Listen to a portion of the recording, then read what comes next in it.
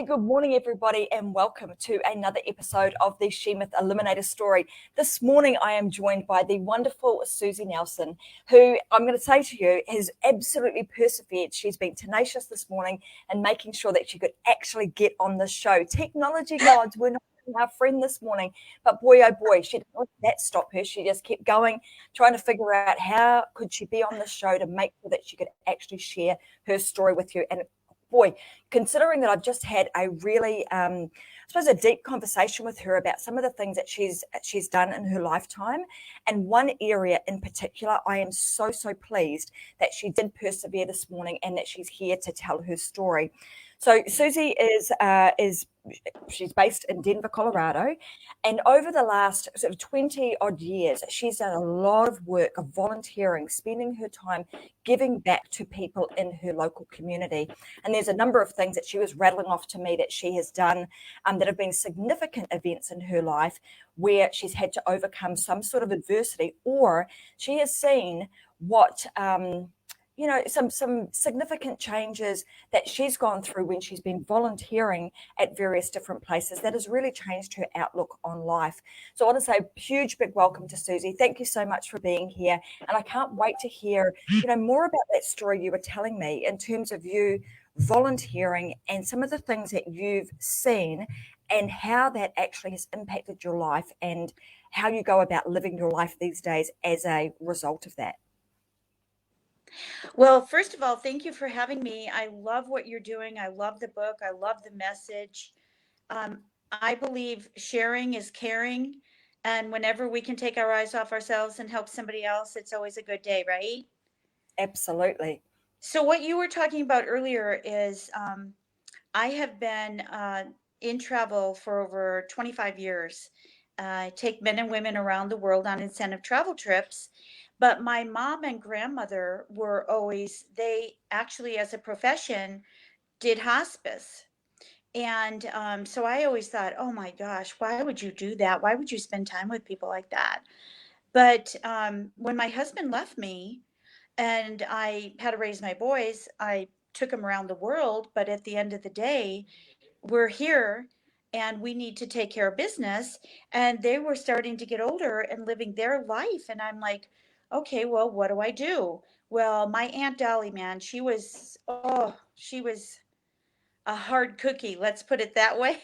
And Mhm. she's like, well, you got to take your eyes off yourself and go help. You've got to volunteer at hospice. I'm like, I'm not going to volunteer at hospice. I said, I don't even know what it is, but I know grandma and mom did it, and it was like people who are dying, and who wants to do that? And but my husband left me, the kids were getting older, and something in my heart, don't you know when it's time that you hear a message long enough that you better do it? It's kind of like Ecclesiastes 3:17 in the Bible. God has a plan for us, that it's his timing, not my timing. And that just lit on my heart. And I think it was about a month that I tried to dispel it and make it go away, but I didn't. So it just happened that, I was still doing all the travel, but I got to know the people, and I was able to really understand that everybody outside of hospice says, what do you do? Like for work, right? But inside hospice, they want to tell you about the people they love, the places they've been, and their regrets in that order. So I lost a fiance in the same hospice that I volunteer at. I was so incredibly sad. I laid on my floor and cried and thought, wow, this is like living. This isn't living. I had been around the world. My largest group is 19,700 people, 12,500 people. I can get a group done, but you can't get your life done. It just Mm. doesn't happen. You have to create whatever you're going to have. The bottom line is, at the end of the day, when you're talking, you can make a decision that you're going to, if you're tired and you're working and you're like, you know what, I'm going to be in hospice one day. I'll have plenty of time to do that. I better get on this and do it. So the Lord gave me a project we had gone through Columbine shootings. That was the first major shooting.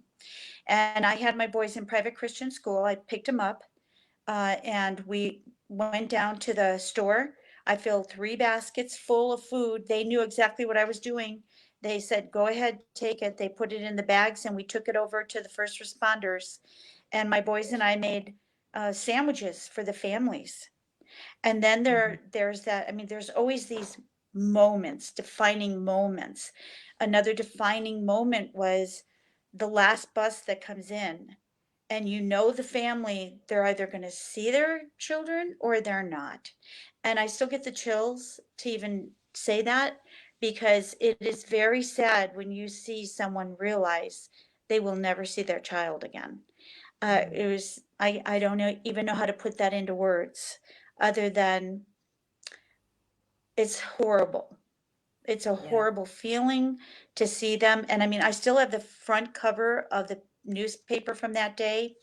Turns out that I'm an event planner, as I just said. So the next year, I was doing a event in Seattle, and so when I get my people settled, I go out and I look at the venue, and I hear this guy talking, and there's laughing coming from behind the black curtain. So I open it up, and I see this young looking guy who's like tall, beautiful, but he is in a wheelchair. He has a story to tell, and he's telling, because I'm like, I waited for him to get done. The room emptied, and I went in and I said, what's your story? He's like, what's your story?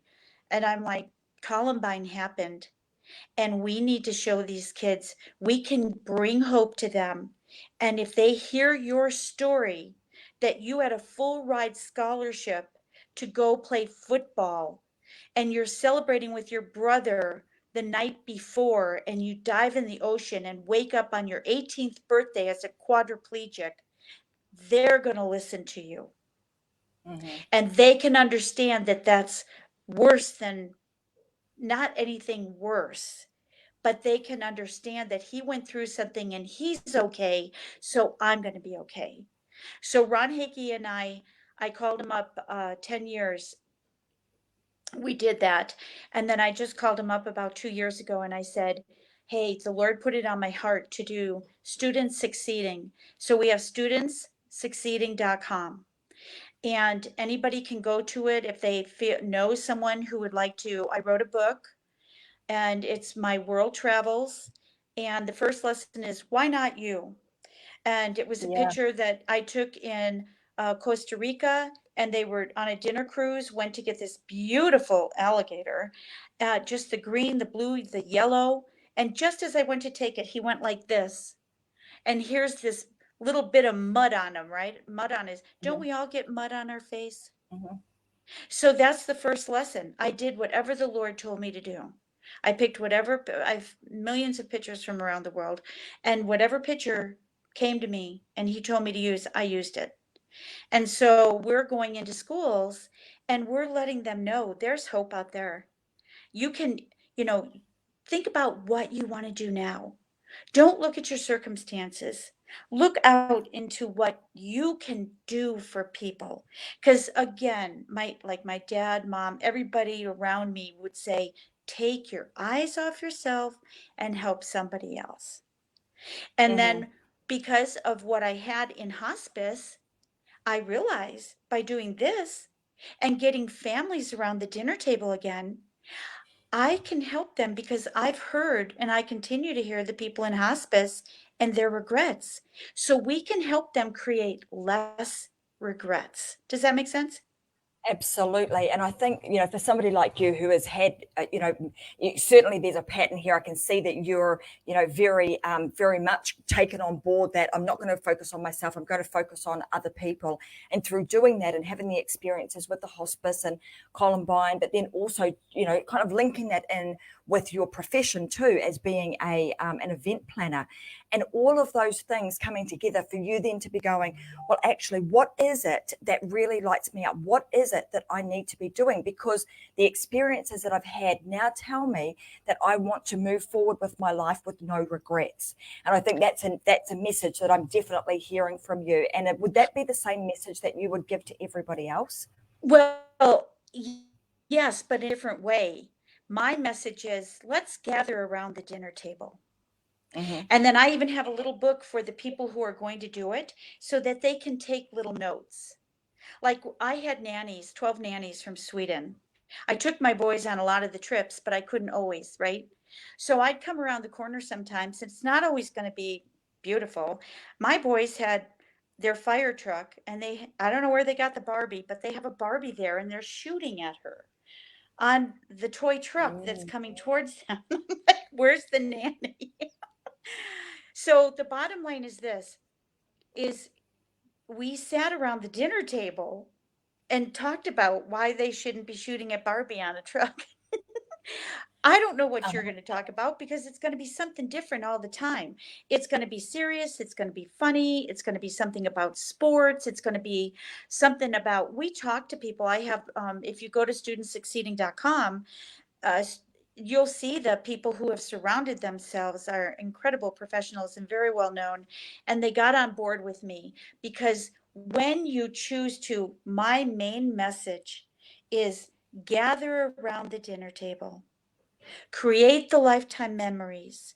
Don't just go off and eat here and eat here. Gather around that table again. And I then think that is super after important. you're done, write a little couple notes. What date it happened and what happened. I started doing that then. I'm grateful now. And so if it's makes me know that I'm going to have less regrets when I died because I took the time to sit around the table. And when my children left, I have those memories now. And so do they. And we incorporated a game night and they loved Yeah. it. I want to bring families around the dinner table so when they're older, their kids are gone, and we all find ourselves there at the end of life, we can have less regrets. Well, thank you so much for that. I couldn't agree with you more. I mean, in my household, that is just what we do. It's around the dinner table for those exact same reasons. So I echo everything that you're saying.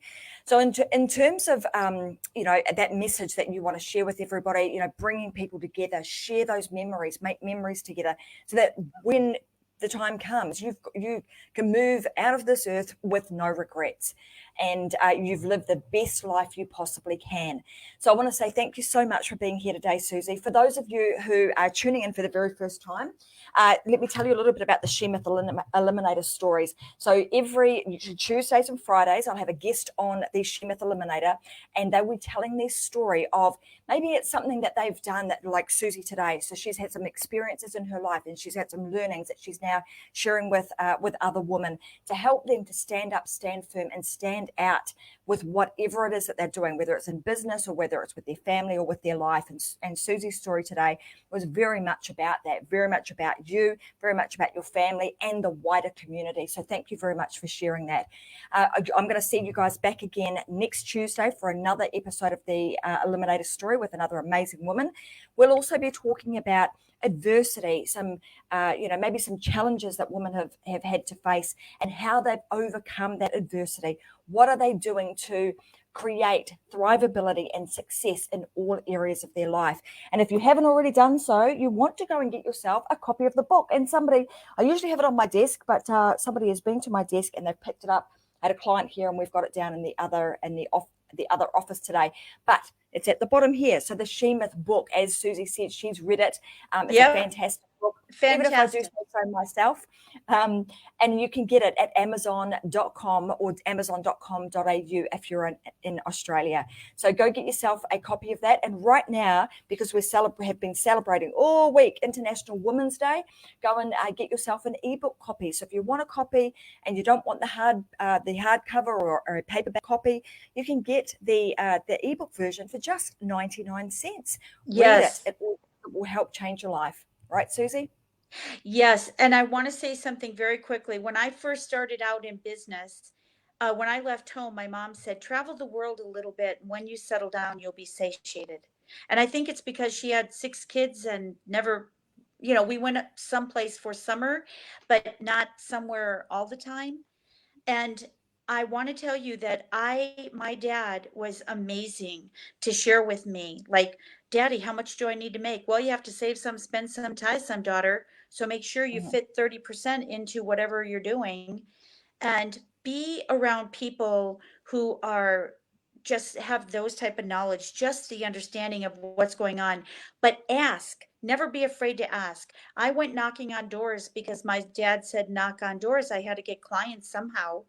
And it turns out that Paul Allison, his dad, started all the Dairy Queens in Denver. He gave me the whole account and he let me sit around his round table. So be looking for other people that can help you. If you don't know what you're doing yet, grab onto somebody and be mentored by them. And don't be afraid to say, because I even said to him, "Are you mentoring me?" And he said, "Would you like for me to?" And I said, "Why wouldn't I?" And so Mhm. do not be afraid to ask. Step out there and be that girl you are. Fantastic, and that's another great piece of advice. Thank you, Susie. Getting some assistance from people that have been there before you, that is the fast track to success. So I want to say to everybody, thank you very much for joining us on the episode of the She Myth Eliminator this morning. We'll be back again with another episode next Tuesday morning with another amazing guest. Until then, have a fantastic weekend, and I look forward to seeing you guys again next week. Bye for now.